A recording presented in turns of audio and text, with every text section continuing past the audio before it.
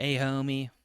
I'm just going to kick off with the Elusive Samurai because I kind of forgot to do the pre-recordeds, and by forgot I mean I did what I do every single Monday, which is do a bunch of stuff and then go, oh, I have tons of time to do the pre-recordeds, and then I didn't. So, we're just gonna blast through the Elusive Samurai, and then we should be back on track. Now, if you have not seen the Elusive Samurai, this may be a problem, but you can just dip out, and we'll get to Nine Dragons Ball Parade soon after that. Uh, Dragons. Yeah, okay, I did put them all up. Good though. So let us start off with, and if you don't want to, especially because this is on Discord, you can just kind of like, oh no, oh no, the school system. Whew. Oh, that sucks. I mean, I hope he gets whatever it is he wants out of it, but like all the best. But it does suck. Live streams will not be the same. That said, Pep, if you're out there watching from beyond the grave, I have to say, keep it up. You're doing great. You're going to keep on doing great. Good job. All right. Now, speaking of doing a good job, let's move into The Elusive Samurai, Chapter 6, Retainers 1333. Aw, yeah. So, last chapter was introducing the concept of having a retainer and retainers being cool, but at the same time, they might be controlling you. So, what will young Tokiyuki Hojo's retainers do in this situation? I imagine kid with the sword is going to use the sword. Kid with the bow and arrow is going to bow and arrow the whatever the hell this is. And then really strong mysterious girl is going to do mysterious power. What the hell is this thing? Like, I believe they said it was a boar, but it doesn't look like a boar. So what is... I've seen a boar. Yeah, like, it looks like a boar, but at the same time, it kind of doesn't. Like, I guess it makes sense if it's just like a regional sort of boar. Keep evading the beast and lead it to the top of that hill, the one with the lone larch tree on top. You both know what's underneath that tree. So, it's gotta... I think I described my predictions for how they would kill this thing, and the easy option is, like, make it fly off a cliff, or, like, kick it off a cliff or something. Like, they can't create enough physical force to, like, hit it with a weapon. So the only thing to do would be to either make it smash into a weapon, or make it fall onto a weapon. But what could be under that tree? I mean, I do like the aesthetic of he is, their leader, but at the same time, he is the one always in the fray. It's strong. Okay, so I guess there's a bunch of like jagged rocks down there, and she made one even more jagged. Yeah, I mean, I guess the question is, how do you get the board to run off there without, Tokiyuki also falling off?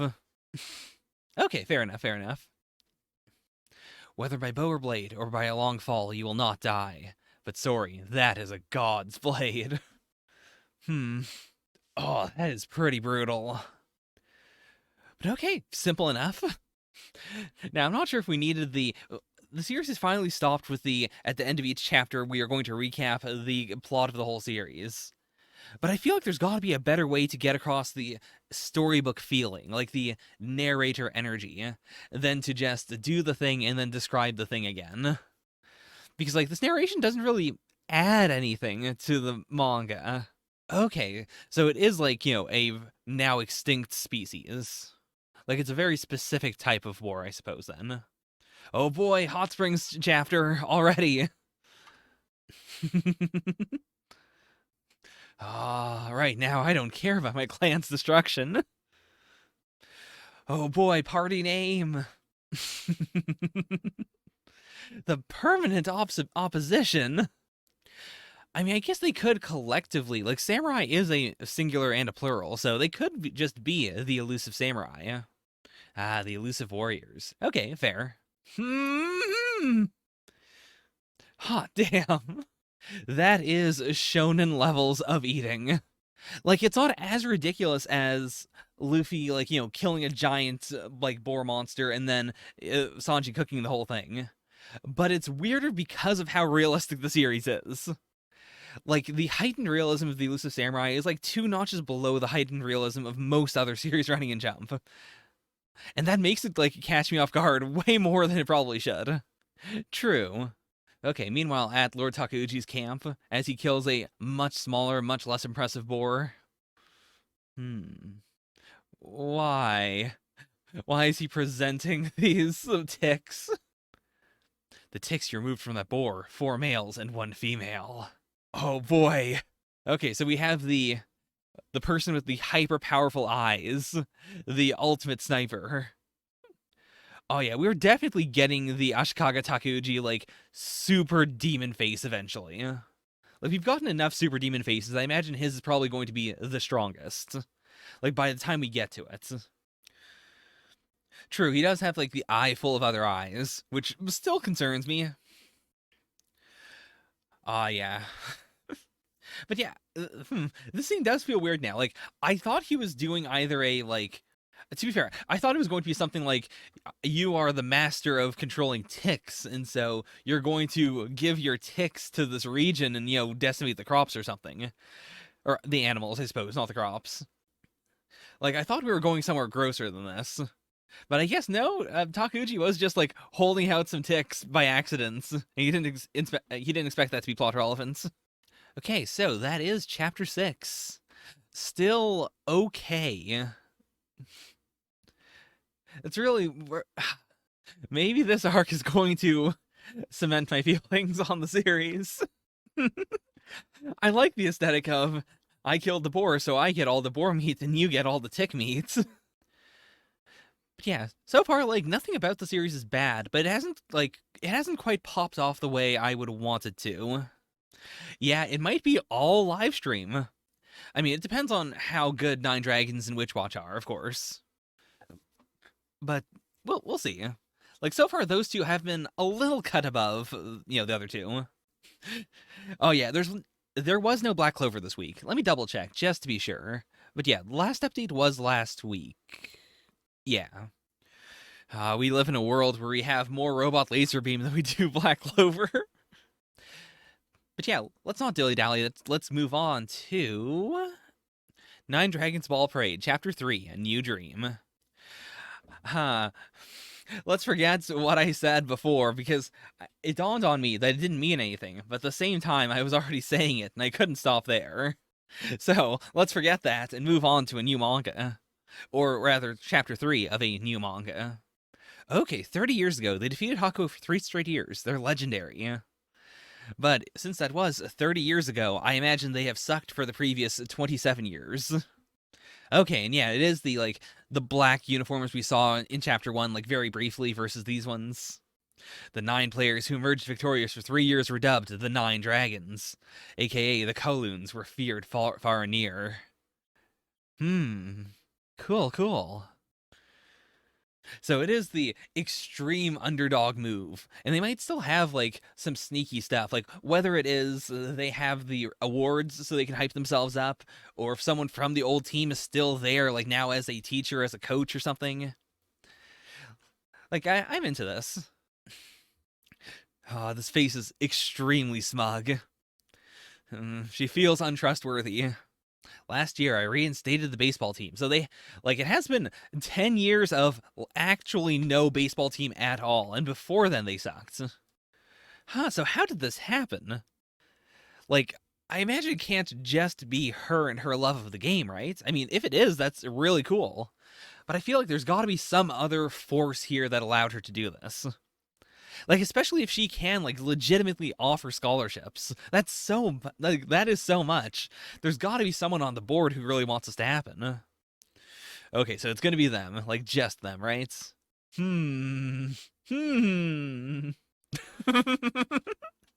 Okay, so it is 3, and it's not 3 players. It is the 3 of them. Yeah, I mean, again, the scholarships are a pretty strong move, though. Like, you might not be able to get, you know, from the bat the best players, but then again, they can't really do that anyways. Like, if she can only get 2 people from the Hakuo tryouts, then I feel like they do have to hit up other tryouts, right? Like, where else do you find people who like baseball? Who also haven't already bagged a school to go to by, you know, before the summer? Because that's also it. Like, I imagine you would have already done your exams and stuff. Like, you would already know where you're going after the summer's done. Ah. Okay, you're absolutely correct. There's no sense in wasting your youth. Please find yourselves a proper team. I regret that in my foolishness, I'm spoiling the youth of my granddaughter Karen. Hmm. So is it all her? Like I thought for a second it might be, he's making her do it, but I think like based on this final panel, it feels like it's going to be she told her or he told her about it, and now she cannot be stopped. Ah, she was so cute. I mean, she's cute now, but she was really cute then too. If this has been all her, that is so cool. Like I haven't read a ton of sports series, but in the sports series I have read, I haven't really cared for like the manager character because I don't know, I don't get a lot of personality from a lot of manager characters, but Karin's already won me over.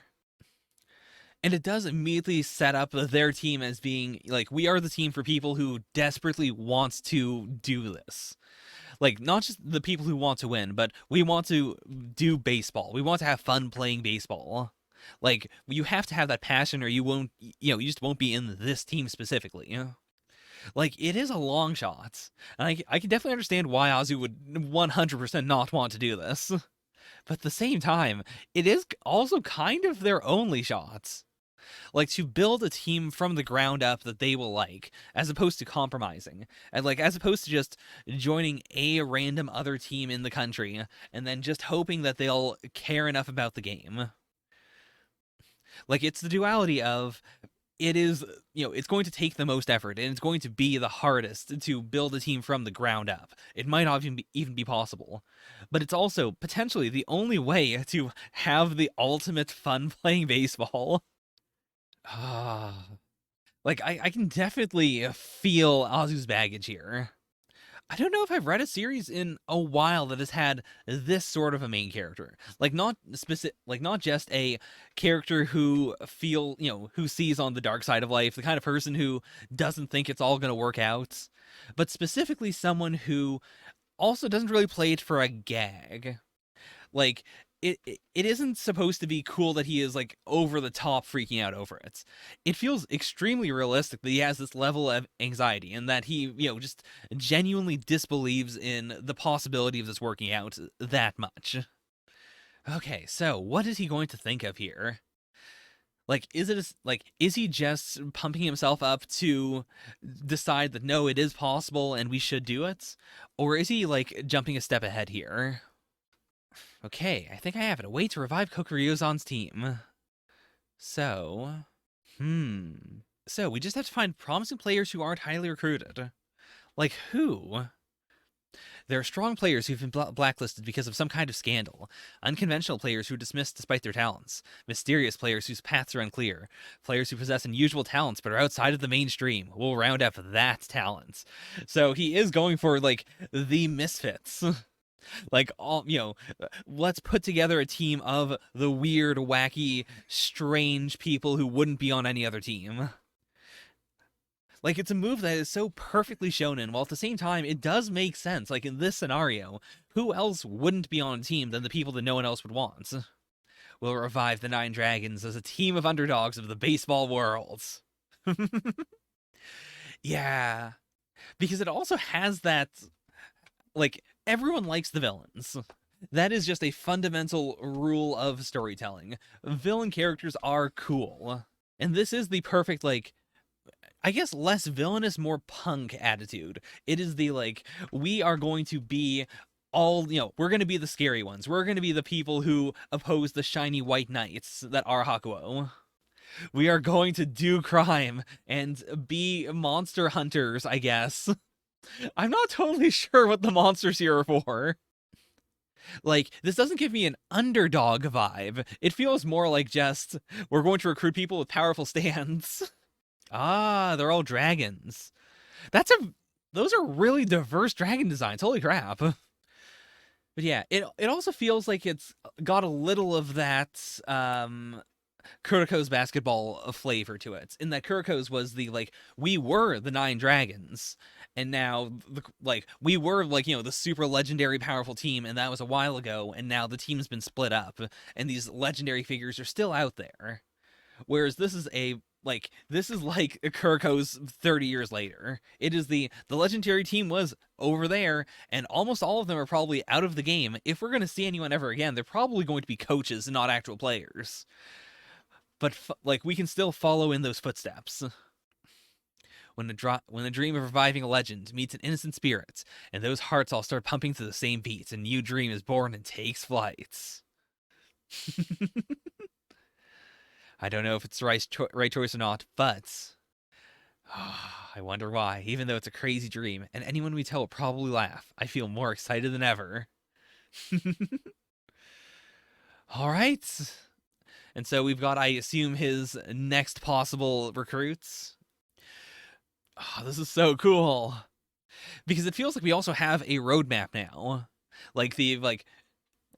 It isn't just we're going to wander around and stumble upon you people, but rather, like, these are all going to be people that he like properly researches in order to figure out who could best be on the team.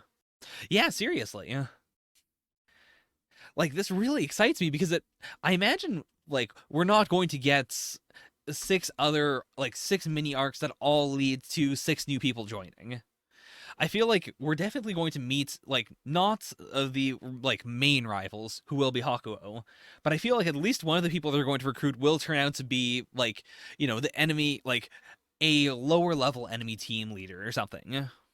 Like, this is the perfect, we have to wander around and find new powerful people, and then if they join us, then they join us. If they don't join us, we're gonna have to fight them later. Like, I could see the next, like, volume or 2 being entirely recruitment arcs.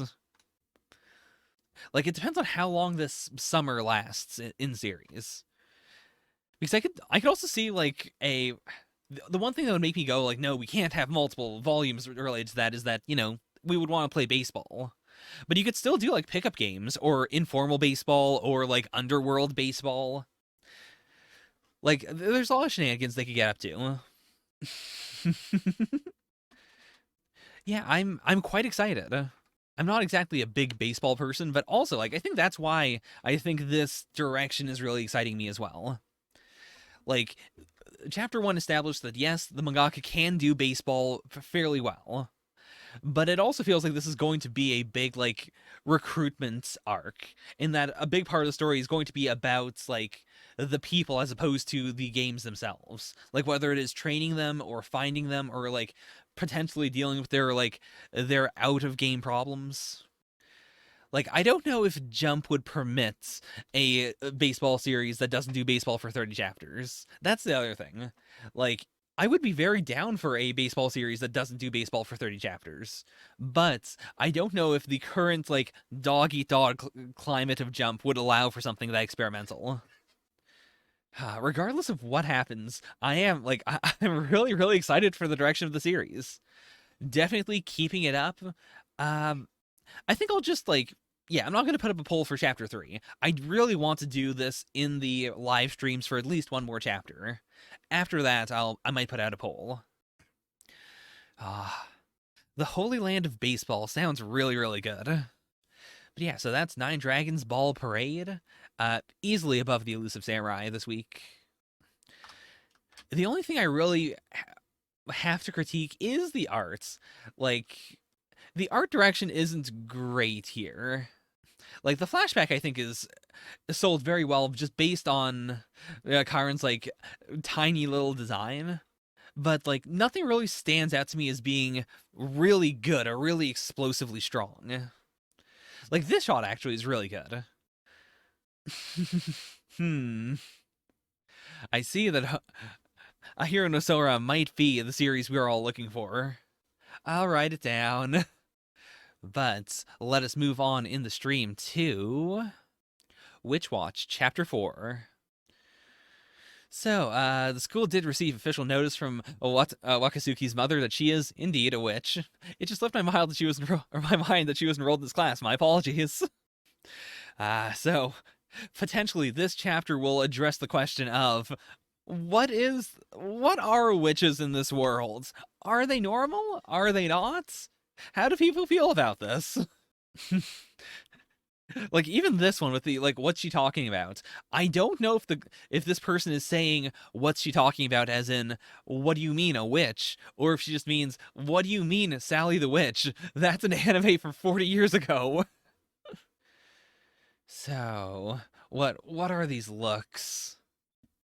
What exactly is this class going to be like? Like we've had the deluge of characters in the class who have a joke that is also just their name.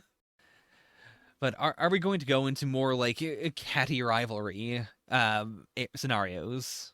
Okay. So this could be okay. I feel like there's no way that they're going to bully her, right? But this is manga. If there's one thing I've learned from countless shonen manga, it is that bullies will bully any human being or non-human on the planet given enough, time to work up the energy to do so. Whether it is I probably shouldn't bully this person because they might be a straight up witch because they became giant in class and I saw it, or whether it is I shouldn't bully this person from another world with, superpowers that can blow up a planet. I feel like she might get bullied here.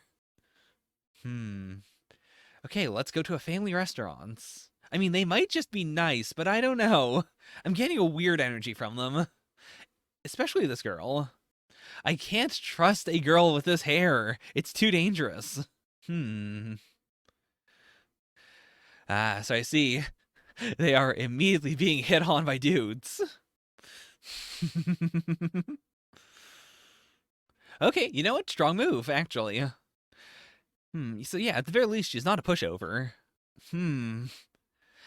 Every time when someone ticks me off, I can't stop myself. I lay into them before I even realize it, insulting them like crazy. Thanks to that, I've never managed to get popular with guys. Hmm.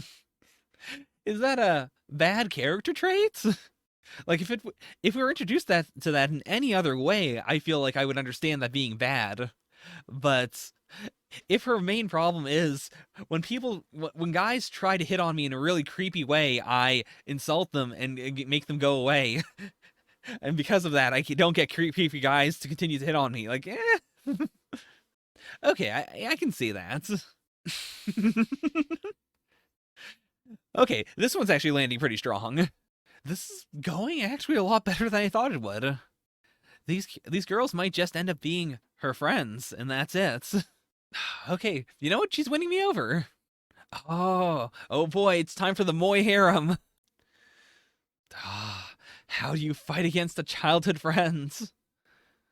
I mean, I guess the ultimate tragedy of this is going to be that she would have a really strong chance with Moy because Moy doesn't see Nico like this at all. Okay, this panel is really, really strong. Right, the we're living together line is really, really strong. Like, you can't fight that one. They are living together. Meanwhile, the incel trio waits in the shadows. If I'm being honest, Moy is totally unreliable. You can't depend on him at all. He's useless in a fight, too. Okay, this juxtaposition is pretty strong. Like, I also do like the fact that Moy is serious about being a protector to the point where if she says she wants to be alone, he's not going to, like, force himself to be in the same room as her, but he is going to follow her. Like, it's a little much for childhood friends, but for for being her familiar, and, since he does know tragedy is going to strike and it'll probably kill her, like, it's not unjustified. The most uncool guy ever indeed. I really like this Moy pose. Like, the kick itself is a little wonky, but just, like, the way all of his limbs are moving looks kind of cool to me. I could there is Zatch Bell energy to this one. Like, if I mentally shrink Nico to being, like, 3 feet tall, she's kind of like a Momoto. Like, you've got the super serious guy, and you've got the, like, really wacky person. But yeah, like, it does bother me. I get the idea of, wanting to solve it with your fists, and then, of course, like, you don't want to get punished yourself, so no one's going to, like, report this to the school. But at the same time, like, they are gonna keep on doing this. If not to her, then to someone else. Eesh, girls can be so harsh. This was alright. It wasn't a super funny chapter, but it was decent enough, and, like, it was a character building chapter. Like I appreciate a comedy manga that can like bounce around. Yeah. Like I am glad it's not a like how do I put this? What is the Destroyer God manga that I read occasionally? Magu-chan.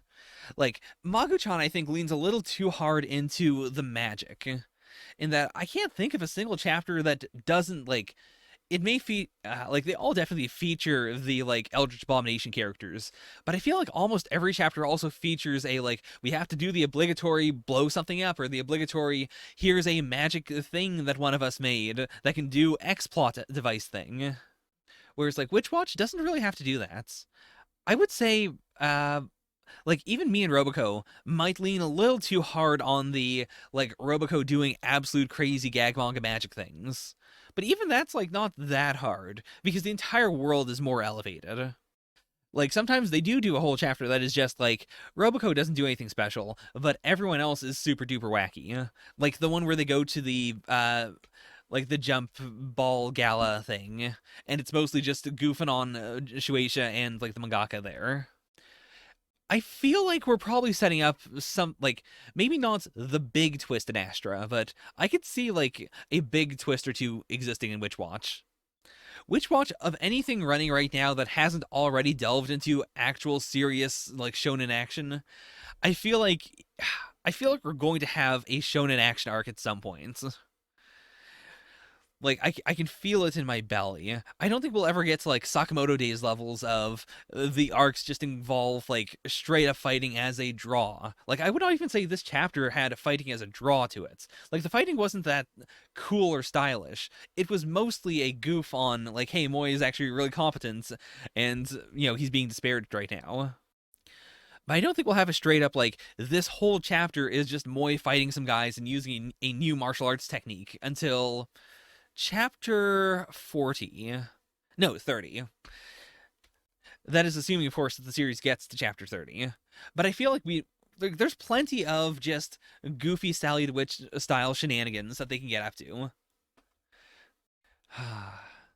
Witch Watch good, but not fantastic. I will put it's a bit better than this chapter of the Elusive Samurai. So right there.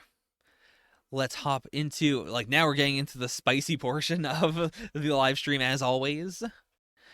Let's get spicy with Undead Unluck number 53. Have any black tea? Have any black tea definitely sounds like a they've beaten Autumn, they managed to capture it, and then someone teleports in and pulls out like a keyblade and kills Autumn and goes, have any black tea? And then they're like sipping from an empty tea cup or something. It feels like a very quirky intro move. Ooh, let's open this. Oh, that's a really good cover. Like, I'm not a super duper big fan of a lot of the Undead Unluck covers because, like, the chunky text works really well. I think it's just the white here that bothers me a little bit. It feels a little too empty. But I really like, this image of the captain. And like the hard contrast between, the captain in his like old-timey outfit and Fuko wearing her current outfits. Like if I were to design this cover, I'd probably have like pages or something in the background, or I'd do something that evokes the vibe of either Autumn or the pages. But then again, that might be volume 6 actually. Because this is like I would look at this and go, yeah, this is the one with the flashback. But I would want it to evoke the book at the very least. It's fine. It's fine, but not my favorites. I see Fuko mistook the, the fist bump for I need some help coming up. Yeah, like an Anoun cover would be perfect for Volume 6. The 6 of us came out on top. So, what happens here? Like, are they going to fight over the core? Do they just give it up? Okay, we're taking the artifacts. But does he mean, like, the broken pen? Or does he mean the core? Or actually, does he just mean the Soul Calibur? I guess, yeah. Also, homie, you do raise a good point, actually. Like, I actually do really like the sword clipping through him aesthetic. Like, there's so much about Andy's look where it isn't the traditional Frankenstein look, but it still evokes a very, like, like, you look at him and you go, oh yeah, this is undead, even if his body isn't rotting or anything. He really gives off the feeling of someone who has lived for this long and who, would, without even thinking about it, smash both of his feet in order to propel himself forward with his blood, only to regenerate his feet and then do it again over and over again. Hmm. I guess the other question is, how does Arc work? Because it seems like only Juiz goes back using Arc, and then like Andy slash Victor just live through the whole thing like over and over again. Like, they just continue to exist through space and time. So is it a one person thing? I imagine it has to be. Otherwise, they could just tell Rip, like, hey, what if we just squeeze you in with Juiz next time? Oh, you're right. Rip is not going to wear these short shorts of his own volition again for a long time. This is actually a really bad shot of it, but I do like the like almost Zetai Ryoki he has, where he has his artificial legs, then he has a tiny bit of like visible thigh, and then he has the short shorts. I'll probably get an earful for letting Sean get killed, but it's whatever.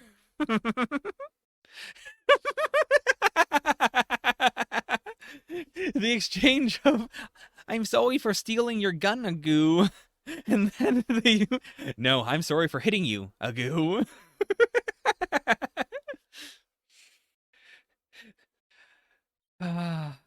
If Undead Unluck ever gets an anime, I would want to listen to the dub for this scene and this scene only. It's so strong. But okay, and yeah, that's why Bunny's writing gun on it. I imagine this is only going to be for this one panel, and it's a good goof for one panel. But I'm kind of in love with the idea of, from this point on, if Fuko ever meets Bunny again, she also, ends her sentences with a goo, because she doesn't understand that that's a weird Bunny thing, and not just the way you're supposed to speak to Bunny. Bunny's cursed in all the right ways. Bunny might be the perfect character of this archetype. Like, I've gone from, oh god, I hate this, I'm really worried for what's going to happen, to every time I see Bunny, I unironically am very happy. Yeah. Like, Undead Unluck feels like the kind of series that's, like, even if it ends up doing as well as Chainsaw Man, by the time it gets to whatever chapter Chainsaw Man was at when it got an anime, I feel like it's going to be a harder sell. Even though it is really, really good. I think the problem is just, like, I don't know if they'll be able to sell the hook well enough to get a like entire studio, like an entire production committee on board. Like, it would have to do better than Chainsaw Man, I think, in order to successfully get an anime, that early on. Yeah, I think it's a combo of the look, the vibe, like all of it is a little too old school for boomers to think that kids want it. I do think kids would love this. I do think like the anime community in general would really enjoy Undead Unluck. But I don't know if a studio would be down with it. And also, like, you really can't skimp on the animation with Undead Unluck. Like, especially like just Andy slash Victor, if their movements, if their like blood propulsion attacks did not look good, the entire anime would be pointless. That too, like legitimately, I'm fine with it in that like it shows their like by the time we get later on into the series, it makes sense in terms of the amount of skinship they have. But I would be okay if chapter one or like if episode one of the Undead Unluck anime like tones down the groping aspect of it. That is weird, and it doesn't really play into the rest of the series. Like Fuko and Victor get a lot more comfortable, or sorry, like Fuko and Andy get way more comfortable with each other over the course of the series. Like by the time they get into serious fights where he needs to charge up her unlock, it doesn't like. I buy that this is consensual and that she is a bit embarrassed about it early on, but she's still okay with it. Yeah, I would much rather have a chapter one, or sorry, An episode 1 that accurately reflects what the vibe of the series is going to be, and then a bunch of people getting butthurt about it because they're like, no, they censored it, as opposed to an episode 1 that does not accurately reflect what the series is like, and then makes a lot of people not watch the series when it is really, really good. Like, unless it's a series where, like, the misdirect is very important and very intentionally done, then I really just want first episodes that accurately reflect the series. It bothers me when I can't recommend a series to someone because I know they're going to be turned off super early on when I know the rest of it, like 99% of the rest of the series, is going to be in their wheelhouse. Okay, so I did think they would probably take the pen at the very least to see if they could reverse engineer it or something. But wow, I'm honestly really surprised that Latla's giving it over. And yeah, they can't know for sure, but I mean, that's a strong guess.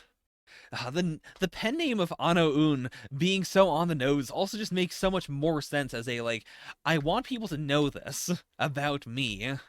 Like, other characters have names that are puns on the thing they negate, but Ano Un is so direct specifically because Akira wants people to know who he is. Bye bye and a goo, Fuko. Bye bye and a goo to you too. We're getting it, so this is all I want. Fuko is such an adorable, perfect cinnamon roll.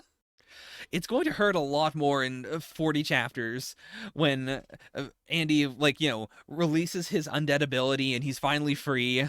And he and Fuko are, like, comfortably sleeping side by side. And then Fuko wakes up and his head's been cut off and he's, bleeding from every orifice. And Bunny's behind him going, like, "Agoo, Fuko!" They're still waving, I think. Oh no. What is this? Like, is she just exhausted, or was she actually poisoned or something? Ah, god damn. Yeah, this has been 10 years of her experienced life. Jeez. Like, I do hope that the series manages to sell me on that going forward. Because, yeah, right now it's a little difficult to believe. Like, I'm not expecting extreme selling, but I want, like, Star Versus levels of, I do buy that this person is 10 years older than they physically look. Like, I'd be okay with that. Okay, we've captured Autumn, but Anu-un literally went up in smoke. Oh boy, what is happening here? Are these familiars? I guess they have to be. Yeah, because this looks like it could be a party game, but this is definitely, like, an attack. I think I know how he acquired his info about the past and future. On a quest a few decades ago, we captured the Uma information. The reward was to bestow information of the past and future to one currently existing artifact, once and only once. Okay. So it wasn't like an artifact that has multiple levels of abilities. It was that the G-Pen had the power to draw things into reality, and then the Uma information added the this information ability on top of that. However, in an attempt to keep their fun alive, God intervened and turned him into Unknown to try and keep the winning info locked away. Oh, now that is a drop. That is one hell of an info drop. What? I really love the idea of the Eisenhower being Bunny looks like a full-grown adult, like even taller, like a 6-foot tall adult. And then instead of slicking up their hair, you just hear a small agoo, and then when everyone turns around, they're already in the bunny outfits. Anyways, so this is not just a clockwork god situation, like I created the world and now it is all moving according to my plans. It is God does actively intervene and actively, at the very least, decide who becomes a negator. Like, what else can God do then? Like, can they also add extra Uma and stuff without, outside of the rules?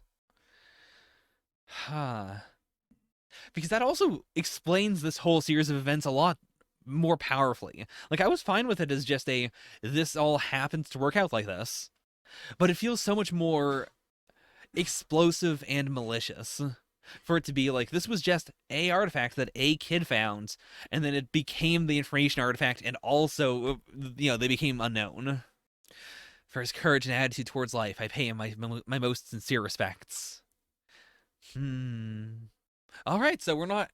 I really thought that when they beat Autumn, simultaneously, like all the other factions would finish whatever they were doing, but okay, no, we are just moving on with this. Cool. To visit a friend's. Who would Juice's friend be? Like, if not Victor? It seems they've captured Autumn, but given the court union, they also let Sean die. Where's the surveillance coming from? Okay, by a friend, did she mean Billy? Also, wait a minute. It's been a long time, but we never did fully fundamentally explain the teleportation golem that they have, right? Like the thing that had like 3 or 4 different numbers on it that was like that teleported Andy and Fuko into the middle of the round table. Did we ever learn why it had those numbers on it? But okay, thanks for clarifying that it was Uma move. I did genuinely forget that. Have any black tea, Billy? Now, did Burn consent to doing this? Because that's a tiny burn head. That feel when you use an entire Uma just to make yourself a cup of coffee? That's a good question, actually. Are these brain plugs like actual technology, or are they like augmented by a like some sort of ability? So when they said under, what they meant was we come from a land down under, by which they meant not Australia, but Antarctica. Yeah, this is pretty exciting. Like, I really thought we wouldn't, like, that the Union would not see Billy for a long, long time. Just, as a natural, we have these factions, we gotta keep the factions separate, otherwise, like, why wouldn't they just kill each other immediately? But this is really dope. So why would she do this here? Like, does she want to try and flip Billy? Does she want to try and work with Billy? Or is she just confirming that, yes, like, if you know more than we do, at the very least, we both agree that the power of unluck can reach God? I would love to see some Billy backstory. Like, not even necessarily all of it, but just a little bit. Like, we have enough Rip backstory that I'm invested enough in him. I'm not invested to the point where I love him, per se, but I like him, and I'm excited to see more of him. Whereas with Billy, the only thing I'm really excited about is, whatever his ability is that allows him to copy other Negator's abilities. Like, that's really cool. That makes him feel very strong, and because of that, I want to see more of him in that regard. But I don't really care about his character that much. I want at least a hook or two that makes me go, I get why he is doing what he's doing.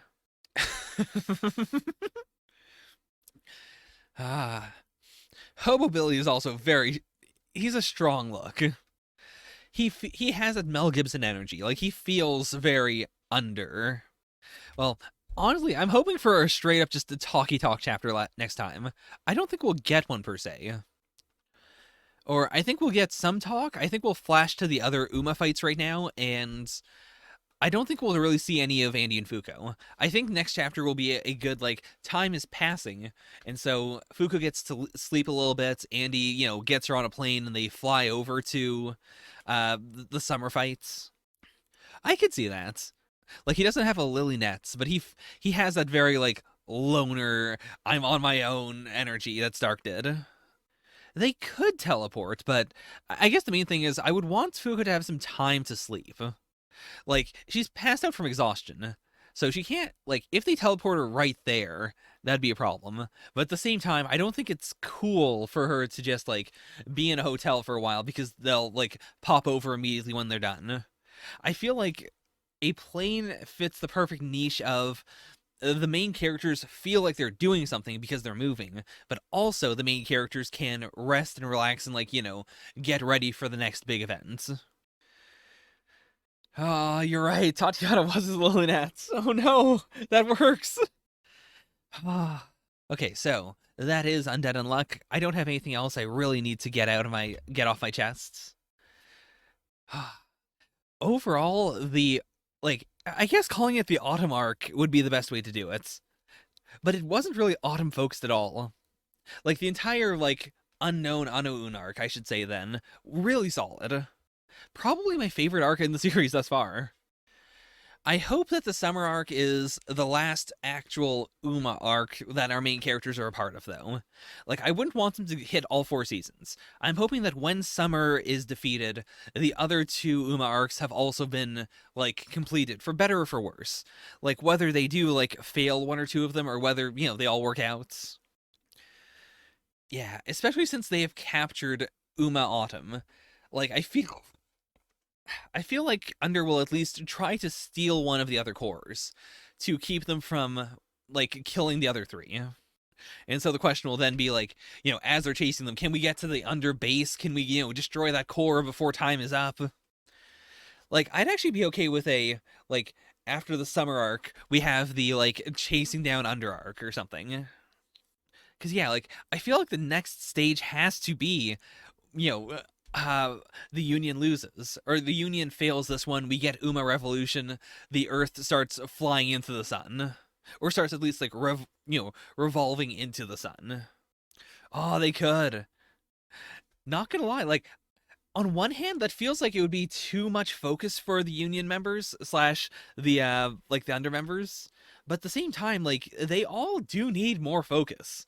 Like, they are starving. We need more of the entire side cast, and I would be very okay with that.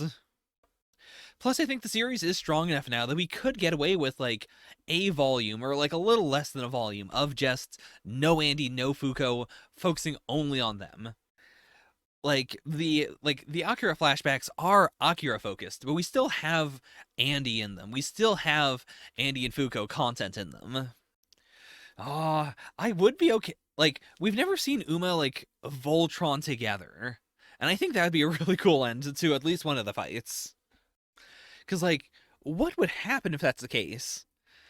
I mean, I guess nothing would happen immediately, or I guess they would, because each of the areas that those Uma are in are like their seasons. So, like, if summer Uma and winter Uma fuse together, do the surroundings turn into a blend of summer and winter? What happens there? There's so much world building that I want to see happen. That's really it. I hope these arcs do more world building. We already have world building, but I want more. Okay, that's it. No more dilly-dallying. That's Undead Unluck. That's all you get. We're moving on to Dr. Stone, chapter 187. Speaking of another series where we have world building, but I want more.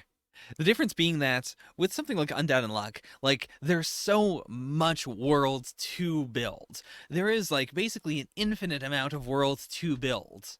Whereas with Dr. Stone, like, there's not that much world that really needs to be built, but at the same time, like, it is based on our world, but it diverges from our worlds.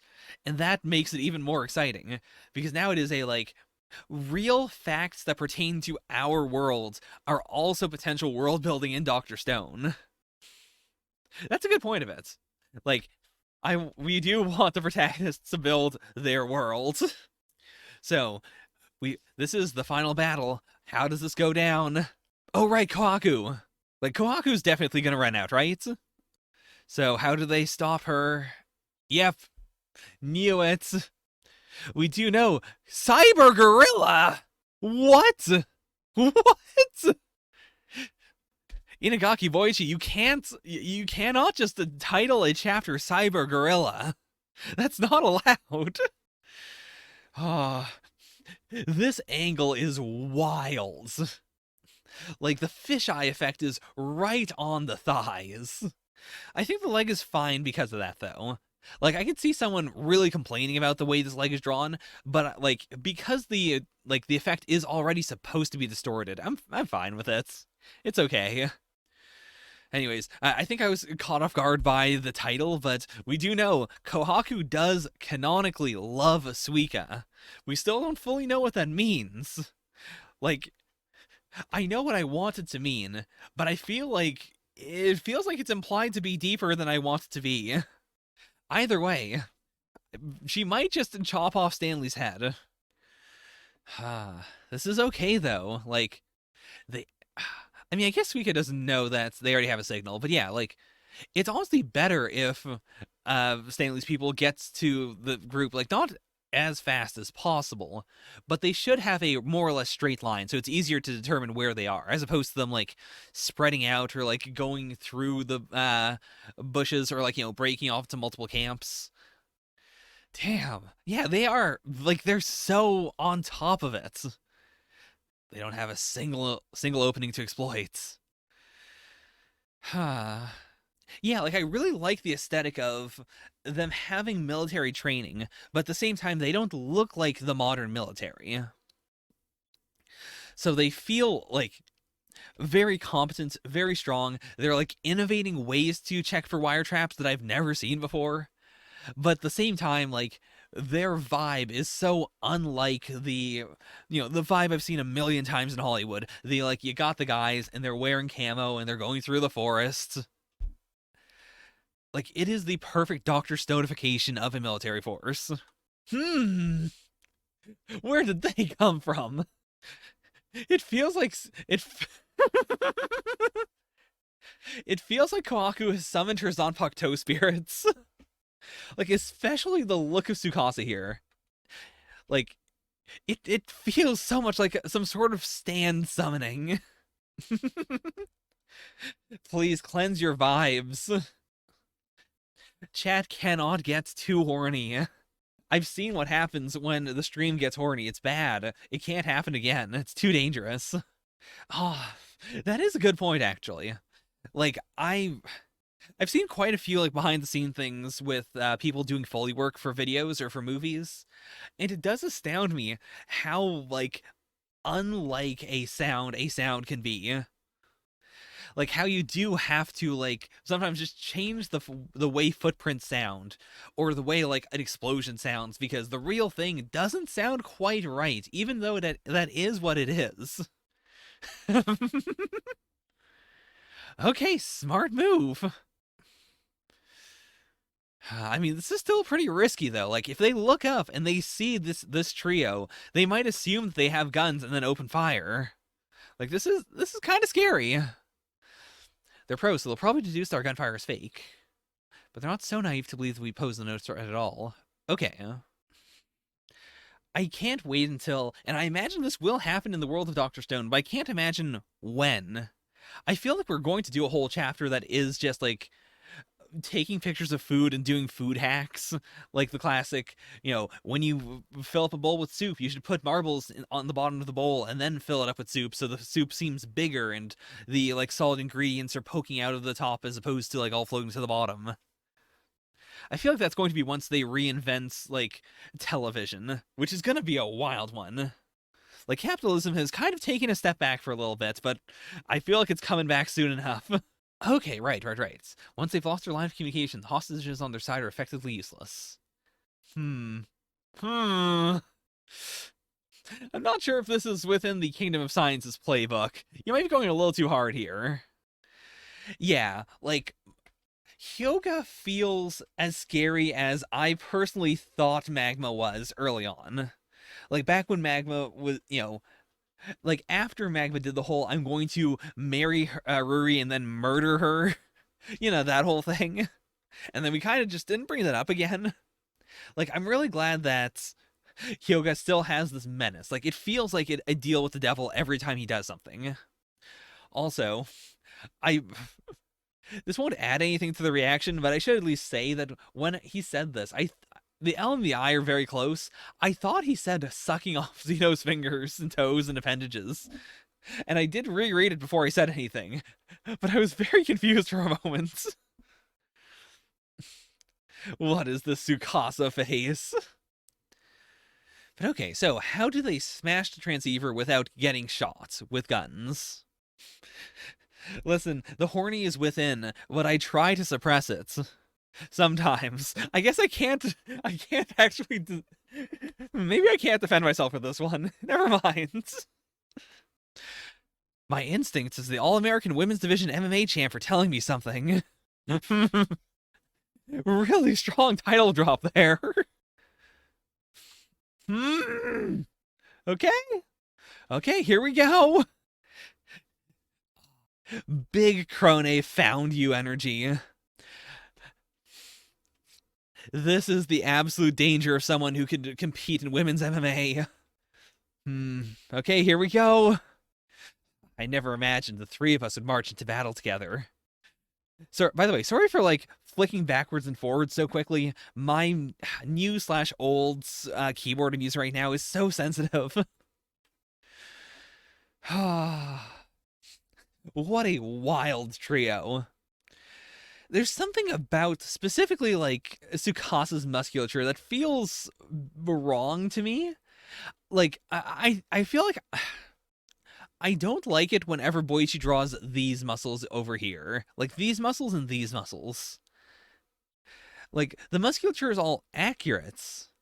And like even has that, like sort of slightly dehydrated look of a strong bodybuilder. And like he's got the, extremely thick like neck muscles and everything, but those I think feel like a step too far to me. Like I look at the musculature and I see those, and I'm like, oh, Tsukasa, how did you like how low is your body fat percentage if I can see those each individually? It's too much. I've seen some Baki and I cannot handle Baki. The musculature in Baki is so like I think it goes all the way though. Like it's so absurd that I look at it and I'm like, okay, this isn't a person. This is some sort of strange stand brought into this world. This is a non-human entity, and then my mind goes, yeah, this is fine. Like in the same way that I will like read Fist of the North Star, where characters will look completely non-human with how big and buff and muscly they are, and I'll just go, yeah, that's a wasteland monster. That's a super mutant from Fallout, I think the term is. Okay, here we go. Now the question is, can they lunge slash kick faster than the bullets can go through them? This feels like a classic ending image. How would I put it? It feels like I would see this on a manuscript or something. It really is like the big negative space here with the trees, and then the big sound effects only here. I could see that. Like, I think the muscles in, like that a Terra from Mars spinoff, for instance, look better to me, and they are just as ridiculous and, like, individually segmented. But because everything is more, like, thick and shiny, like, it does push it more into Baki territory. Whereas this is a weird-ish middle ground in terms of, like, how defined they can get. We'll see, we'll see. I don't know how much of Boichi B-Tune for me I can handle. Boichi's really powerful. But okay, that is Dr. Stone. Really fluid chapter, actually. Like, really straightforward. I'm not sure why this chapter was titled Cyber Guerrilla. Like, I get the idea if this is guerrilla warfare and they are trying to take out their communication. But I'm not sure if Cyber Guerrilla was accurate here. I think this pose it feels very like very low fantasy. Like especially like Tsukasa here, Hyoga like stabbing through the pose Kwaku is doing. Like it feels very like, from the cover of a fantasy book. Yeah. So, where can I slap this? It was fun enough. Like I would put it like solidly above Witch Watch, but I think it goes below Nine Dragons this week, legitimately. It's not that this was a bad chapter, but I did like chapter 3 of Nine Dragons more than I expected. And this was like it was sort of run of the mill. What it makes up in art direction, it kind of loses in like interest when it comes to the actual combats. Whereas like with Nine Dragons, I'm more interested in where the story is going, but then it loses a lot of points for the way it is told. I would say specifically, it feels like both of these chunks are references to something. Like, as in, I don't think this entire two-page spread is a reference to another two-page spread. It feels to me like Boichi took two different sorts of, like, two-page spreads or posters and, like, slapped them together to do this. I think it's, like, specifically the way that, like, Kohaku is like, looking in that direction and kind of kicking, but downwards. And then we have the world's MMA women's bodybuilding champion, like looking to this direction, whereas the guys with guns are looking upwards more so. Like, the flow of everyone's attention feels a little broken up in a weird way. Not bad, just like, it gives me that vibe. So, that is Dr. Stone. Yep, let's move on to My Hero Academia, chapter 303, top 3. Very 3 heavy. My Todoroki Academia. I'm still a very big fan of the, like, the breathing apparatus here. It feels so dragony. Hmm. Is Hawks taking pictures of her while she's on the ground? What is this implying? Oh, okay. Right, because of the breathing apparatus. Ah, I see. See, I thought he was just furiously taking snapshots of her groveling on the ground. Yeah, like, I don't know how you would do this better. So I can't say, like, the direction of this is bad at all. I think it's fine. I think it is just, like, a gag that would work a lot better in the anime. Where you can have, like, the, like, sound effects floating around and also the sound of tapping really fast. But yeah, like, I can see it. It works well enough. It's just, I didn't fully get the, like, I think it's specifically because the speech bubbles are coming out of his head. Which makes sense. Like, he is talking, he's just using the phone as a way to talk. But because of that, I didn't think that the sound was coming from the phone. What's illegal denim? But okay. We can ask him directly about how he survived the blaze and transformed completely into Dobby. If the dub of Dragon Ball Super can have a whole character voiced by Microsoft Sam, I feel like the My Hero, like, it's gotta be Microsoft Sam. Like, it has to be that clunky. I was thinking about a Vocaloid, but that would be a very different sort of joke. Like, you can just slap Microsoft Sam in when someone was, talking using a voice thing, and people would be fine with it. You can't slap, like, Hatsune Miku in there and then just play it off like that's normal. Shoto's burn here. Was that also you, Endeavor? But okay, like, Ray is immediately bringing it up. Yeah, like, if anyone would understand that, it would be Hawks. Yeah, plus, like, you'd want to at least get in front of it. As I, like, is this common knowledge? Probably not if Hawks is the one asking, so, like, are we going to have to bring this one up? Is Dobby going to, tell people about this?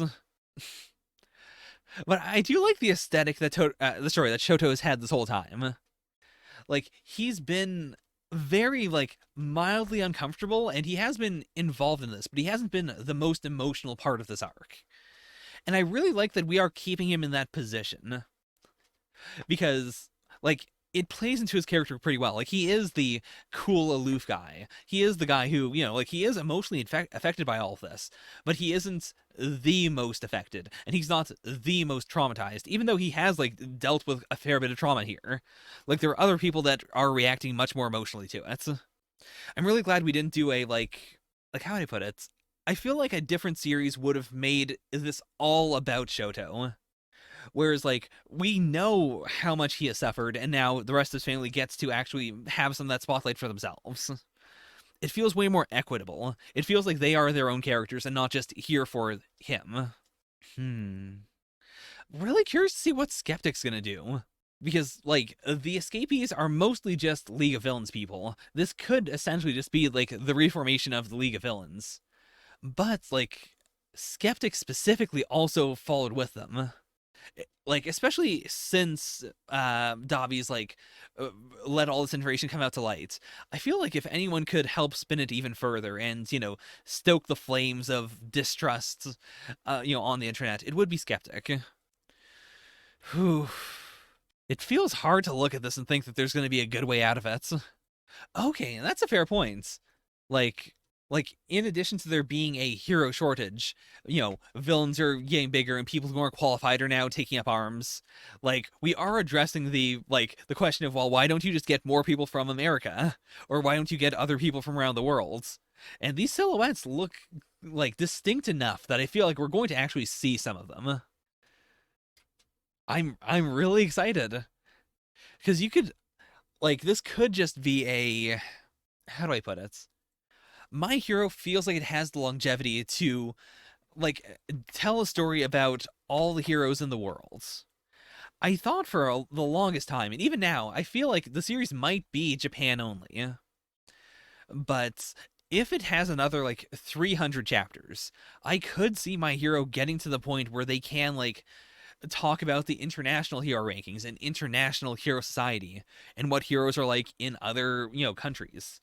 Because we know there are a lot of like Japan specific problems, but I think it would be a strong move to say, well, it isn't just a Japan thing. Like hero society around the world has problems and is bad in different ways.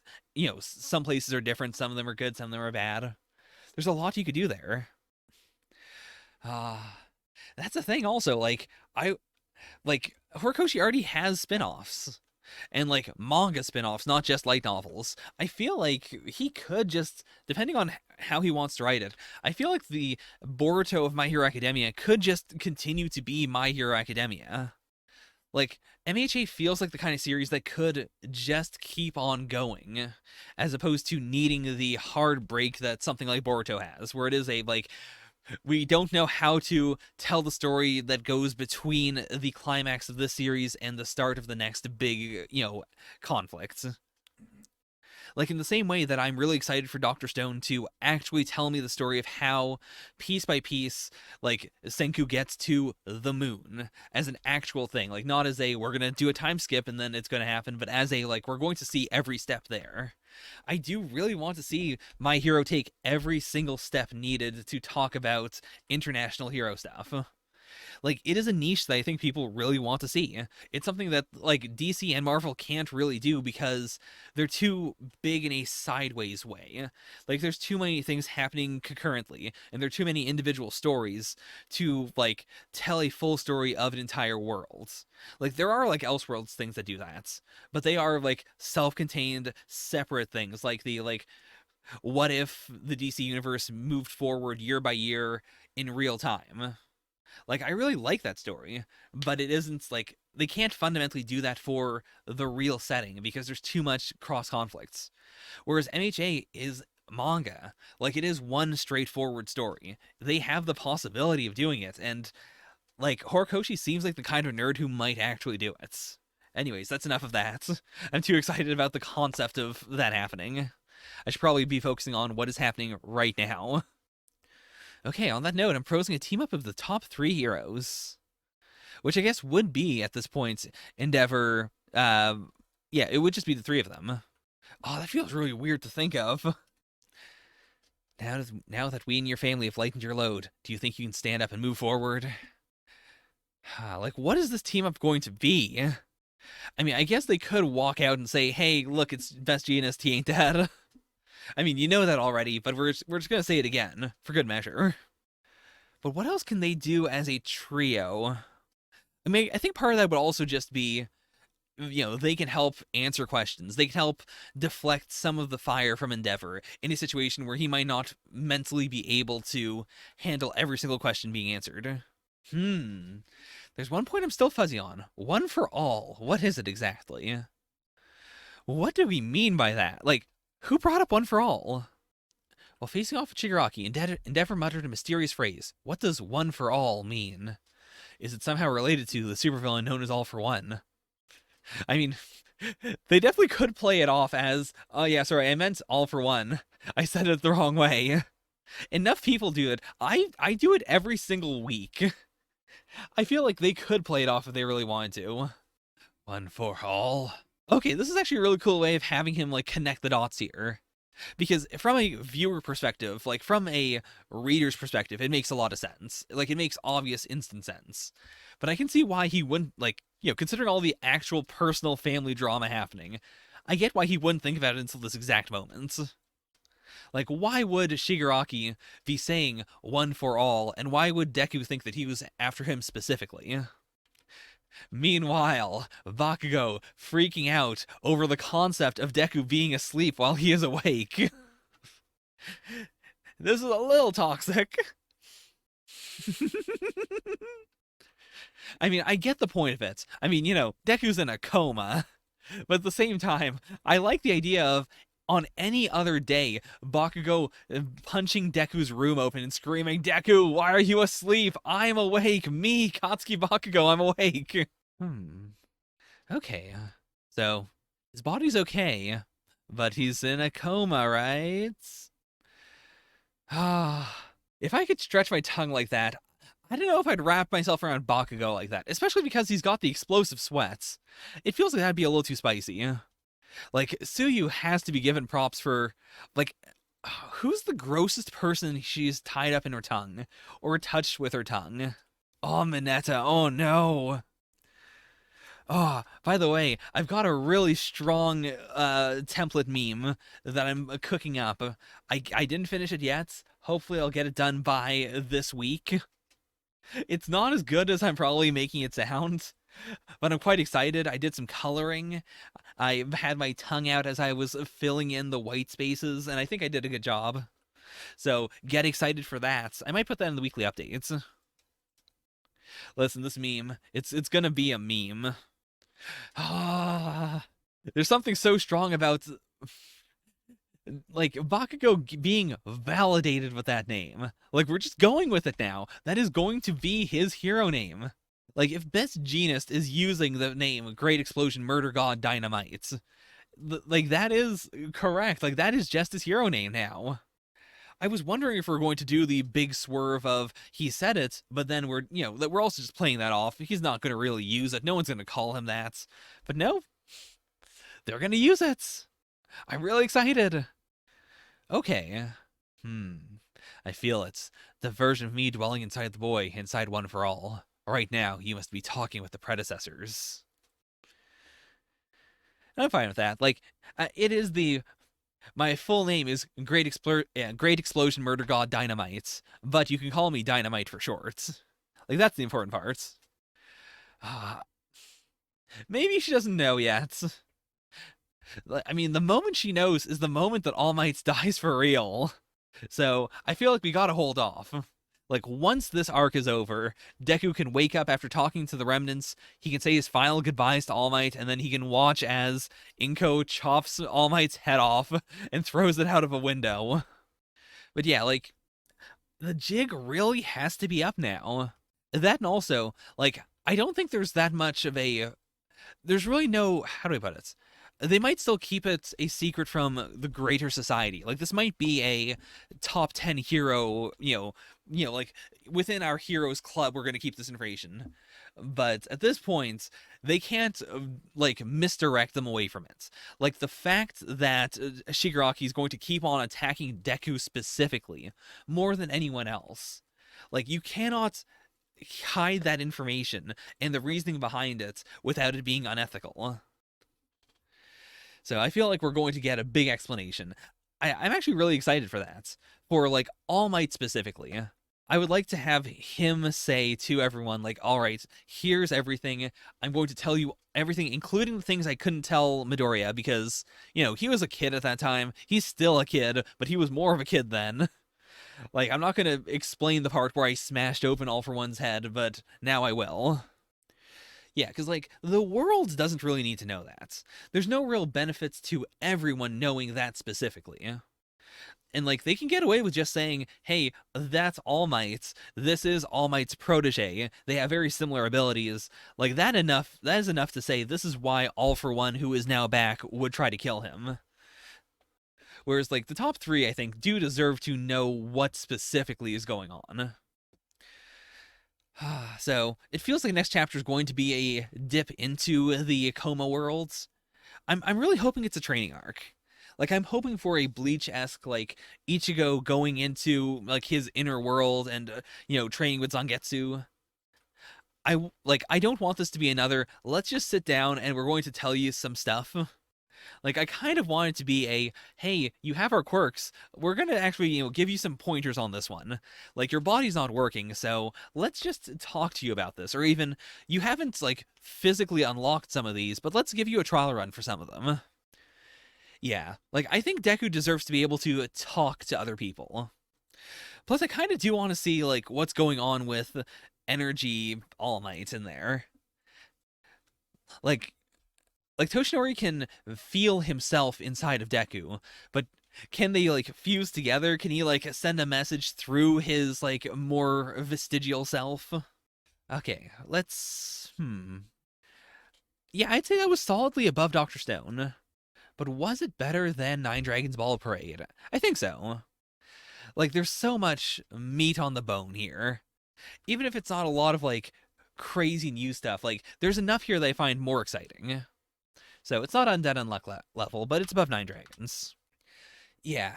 Like, I appreciate the meat and potatoes chapters of My Hero more so than something like The Promised Neverland, where I would, like, actively complain about the chapters that were just like, okay, now here's everyone talking and setting up the stuff we have to talk about for next arc. Like, Horikoshi knows how to mix the stuff that needs to be done with, like, good character moments and unexpected things that should also be talked about, but you as a audience might not actually realize the need to talk about it right now. It's solid. Yeah, don't really want to linger on it, but it's pretty good. Yeah, we don't need a. I think we'll have a fight in 6 chapters, or we'll have an out of Deku's mind fight in 6 chapters.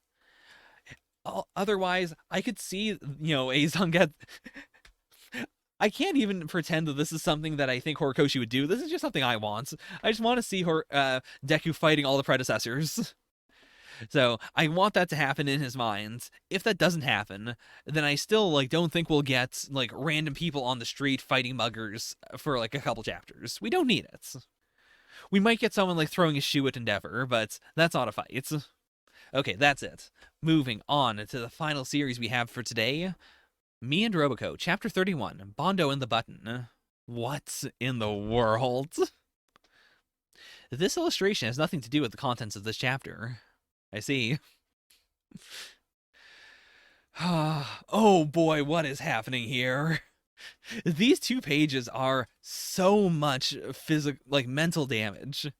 From the blatant, this is a color, we have a color page. I didn't expect to have a color page. This has nothing to do with the chapter. Right to Peanut Man. Oh, she's sleeping, but dang, that's a wild outfit. Why Peanut Man? I see this is her ultimate muscle hero, Peanut Man. I've been wondering about this button for a while. It says don't push, so I guess I shouldn't. But what would happen if I pushed it? I mean, obviously I won't. It says don't push after all. But maybe she actually wants me to push it.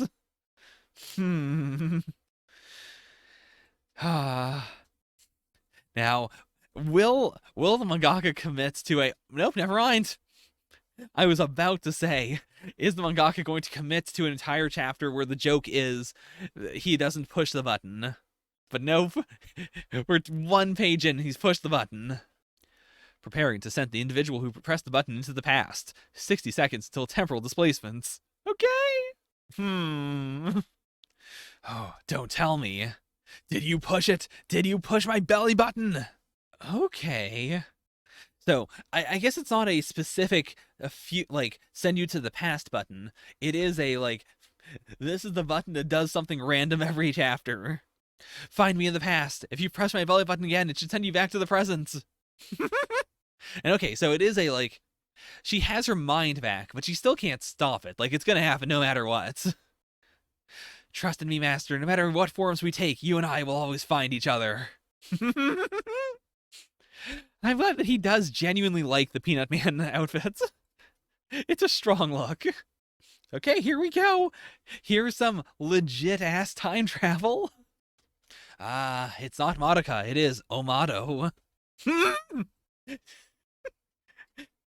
Shuhei Miyazaki. You're getting way too comfortable with just outright spoiling the final chapter of different series. Jump in general is getting way too comfortable with this. To be fair, by the time I end up reading Demon Slayer, I imagine it's not going to matter that much, but still. It's such a weird drop. They honestly visually fit in way better as a period piece than the modern series. Their looks are so perfect for a bandit boss and a, scummy noble. Come on, big brother, stop being a bandit and come home already. Boy, this joke. I mean, to be fair, I imagine the mangaka of Me and Roboco is really banking on the fact that this series is probably never getting an anime, so this is fine. You can do these jokes, it's okay. Oh no, are they seriously assholes? There's no way, right? We're definitely doing they're actually very nice swerve. I can't believe the mangaka sent. I can't believe he did a whole time travel chapter just to make this joke work again. Right. This is the past. There's no way that Roboco's here, right? If she is, that fundamentally changes what Roboco is. In terms that the modern reader would understand, it's 1865 by the Western calendar. I mean, I think that gag actually works really well because they already brought up the fact that they know about Dr. Stone. 1865, Order Maids only started coming out in the 20XXs. Okay. Is this Roboco? Hmm. He's so smart. These deductive reasoning jumps are so wild, but they're all so on the dot. But okay, yeah, no matter what forms we take. So, presumably, there is a human being in the past who is the previous incarnation of Roboco. Either that, or because she was wearing the peanut outfit, like her reincarnation, like her previous incarnation might just be Peanut Man, the ultimate muscle character.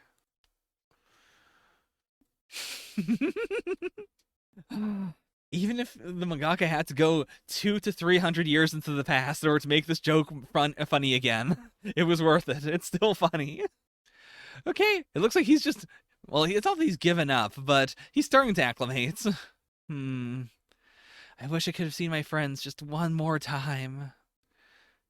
I mean, legitimately, I am surprised that this is, what was it, 1865 and not 1333? Like, that'd be very on the nose, but me and Roboco does not shy away from being on the nose.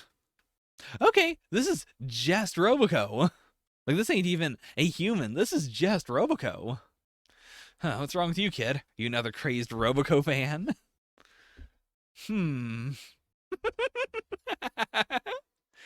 What is Roboco? Human, go home. Hate human. What are we doing? What is this?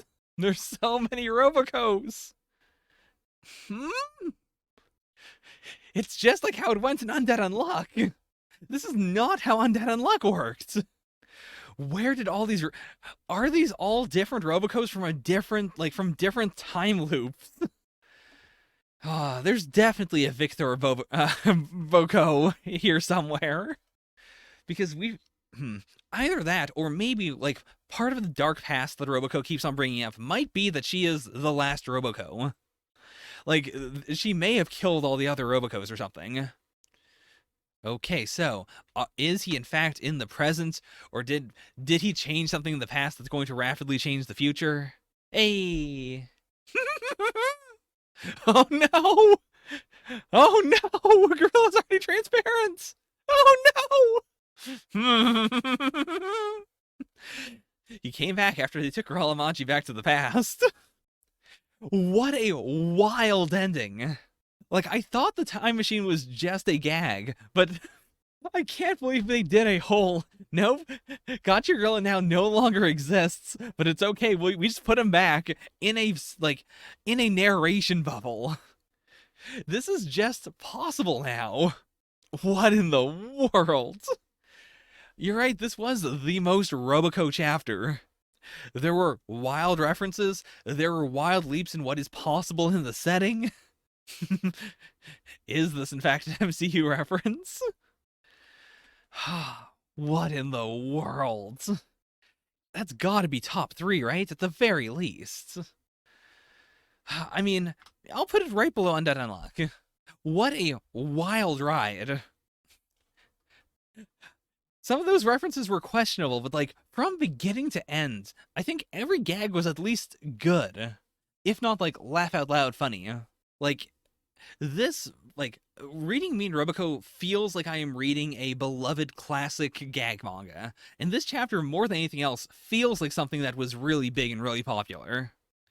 Yeah, like, I really haven't felt this way about a Jump gag series since Saiki Kusuro. I say it all the time. That's because that was the last series I found in Jump that genuinely made me laugh and that I found truly funny. Like, the comedy in Roboco is just so distinct while being so good, so genuinely good and funny. Okay, now I'm starting to spiral, so let's move on. We've got those author comments, and then we can leave. By the way, I don't think I said anything about the cover. I feel like, what is this Rocky thing? I feel like the mangaka of Mashal had to have made this croquembouche, right? Because it can't just be one that they found somewhere or that they like took clip art of. It's so specific looking. True. Like a croquembouche is like the cream puffs, then you have to like do the thing around it. I think these are just cream puffs on some sort of like rock. Yeah, like they're resting on like some sort of sculpture. Oh no. I see Blue Exorcist, the volumes of Blue Exorcist in English have finally got to the point where I left off. I'm probably not going to jump right onto it anytime soon, but it wasn't bad. It was just like the flashback was like 30 chapters long. It's a monthly series, so it was really dragging. All right, I'll check out your rankings after I do mine, or after I go through the mangaka musings. Author comments. And actually sane Komoto author comments.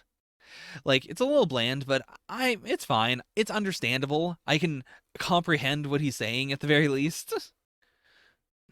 Kamiki-sensei's correspondence is godly. Thank you very much. My favorite god of chaos is Magu-chan.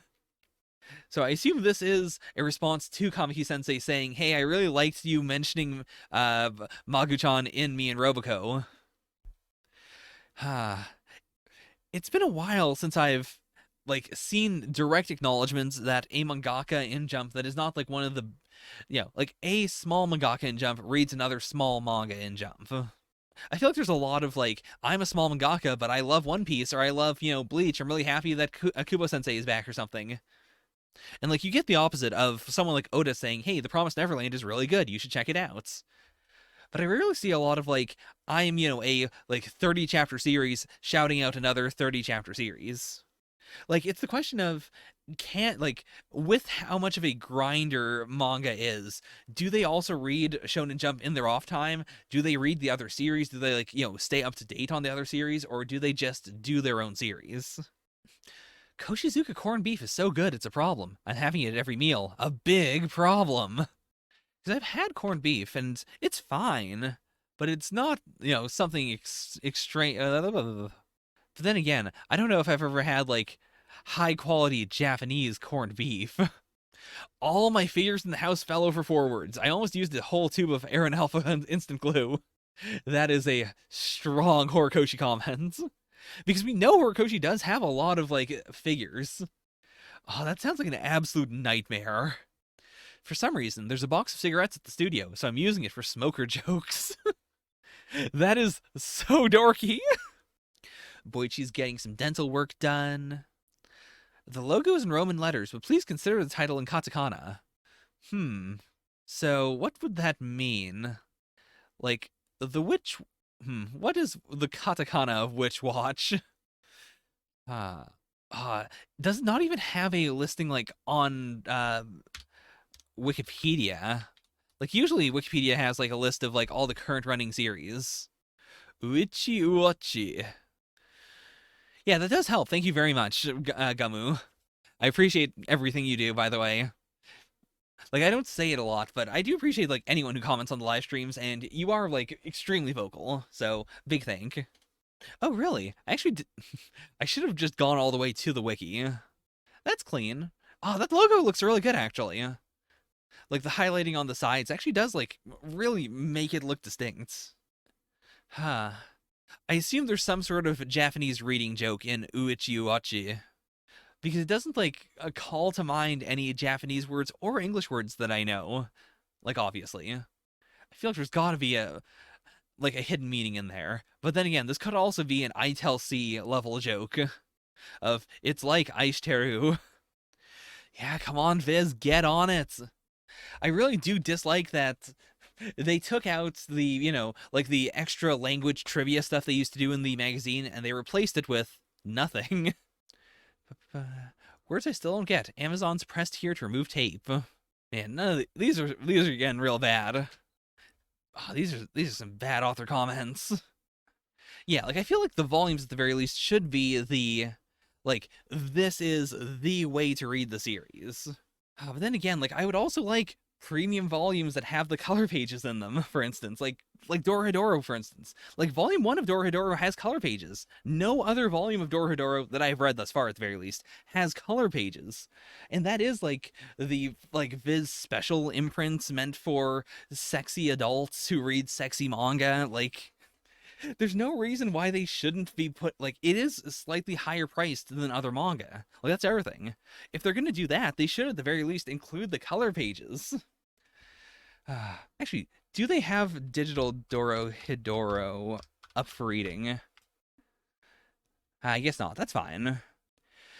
But yeah, like, for a series like Dorohedoro, where there's so much like mixed media and like there's so much artistic expression in the way the colors are done for a lot of things, it bothers me that I cannot experience that legally in any way. Not even in the like super premium releases of these series. That just feels bizarre, you know? If you're curious, I think the reason why I'm so hung up on this is it must be like around like 2012, 2013, I think, is when I saw the Pandora Hearts anime, really liked it, and then I read the manga. And the English release of the Pandora Hearts manga, and the Japanese release, I believe, are like all the color pages are in color in the volumes. And that made me go like, oh, you can just do this. And you can like make it $1, more expensive, and then you can just do it. And then the color pages are there forever. Ecchi and like, hentai gets that all the time. Right. They will not do it if they're not going to make a release unless the color is in color. So it's like they'll do it for that, but then they won't do it for the thing that is most likely going to get a lot more people to buy it. Yeah, it is wild. Like, the only justification I can think of is the, like, well, we can sell an art book if we don't put any of the color pages in the volumes in color. But even then, like, so many series don't get art books. And then also, most of the time, the art books don't have all the color pages in them because they're like, well, you've seen the color pages, so we'll put in some of the, nicest looking ones, but we'll also do all, like, all the, like, limited time arts that you wouldn't find anywhere else. Because that's, special. That might be the one bonus to like all digital Jump, or like moving more things to Jump Plus. Like, if you can only read Chainsaw Man Part 2 with the color pages in color, that would be pretty dope. Then what about when it gets volume release? I mean, maybe it'll be digital only volumes. I mean, so is Robot X Laser Beam. You raise a good point. I mean, Robot Laser Beam is the red-headed stepchild. I'm surprised they acknowledged it and said, okay, we're going to take all this work we already did and we're going to put it out so we can make money if people really want that. I feel like if One Piece doesn't have digital only volumes with the color pages, nothing is. Alright, well, that is Weekly Shonen Jump for the week of February 28th, 2021. Thank you all so much for being here. I hope to grace you next week with a meme, just one, and also maybe other reactions. Who knows? We'll see. Oh yeah, let's look at Homie's rankings. I can't believe you have made this a potential segment. But okay. Your rankings are One Piece is number 1. Okay. Exciting.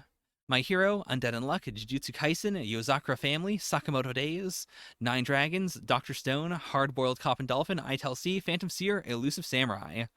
That's okay. I can see that, actually. I feel like last time he had One Piece on the exact bottom, and I don't know what that could possibly mean about this chapter that I have not read yet. Yeah, I've not read the chapter of One Piece, so I can't say anything about that. The rest of this, like, of these series I do read, I do, like, broadly agree with this, actually. I'm just gonna brace everybody who's in the chat. Our reaction to 104 got lost, so. Oh yeah, whoops. Yeah. Oops. Yeah. It was a good chapter. It was a good chapter, but at least not a whole lot happened. Yeah, we can do a quick recap before we put out 105. Yeah. But alright, so that's it. See ya later. Yeah, that's it. I gotta stop trying to do the sign off like 5 times in a row.